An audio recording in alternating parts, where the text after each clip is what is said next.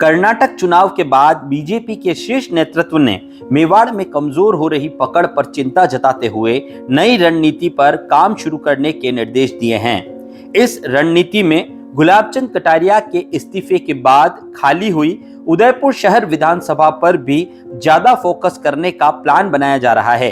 BJP आलाकमान के निर्देश पर हाल ही में उदयपुर शहर समेत मेवाड़ की 5 बड़ी सीटों पर विस्तृत रिपोर्ट तैयार की गई है। इस रिपोर्ट में हर सीट की भौगोलिक स्थिति, जातिगत समीकरण, वोटर्स को प्रभावित करने और सबसे करंट और हॉट मुद्दों को शामिल किया गया है। इस रिपोर्ट में स्थानीय नेताओं की गुटबाजी और जनाधार के साथ उनके टिकट कटने की दशा में बागी होने की संभावनाओं पर नोटिंग की गई है।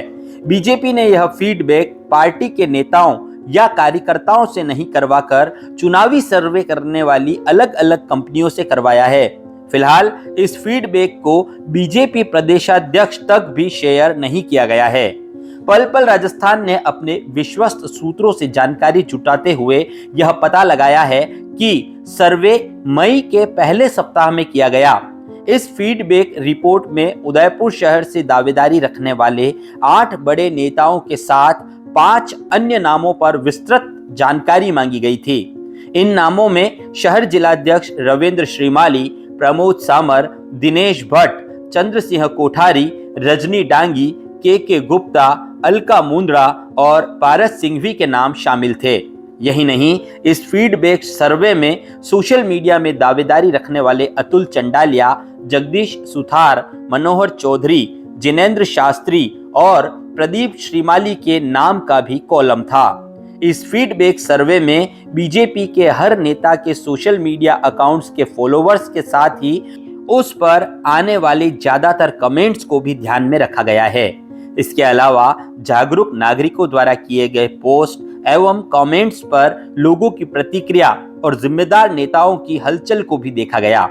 उदयपुर शहर के सबसे बड़े मुद्दों में गुलाब बाग, स्मार्ट सिटी के कामकाज और आयड़ के विकास पर भी लोगों से सवाल पूछे गए, जिसमें समस्या के जिम्मेदार विभाग और नेता के बारे में पूछा गया है। सर्वाधिक लोगों ने गुलाब बाग, आयड़ और एलिवेटेड रोड पर नगर निगम, महापौर जीएस स्टाक और उप महापौर पारस सिंघवी के खिलाफ नाराजगी जताई है।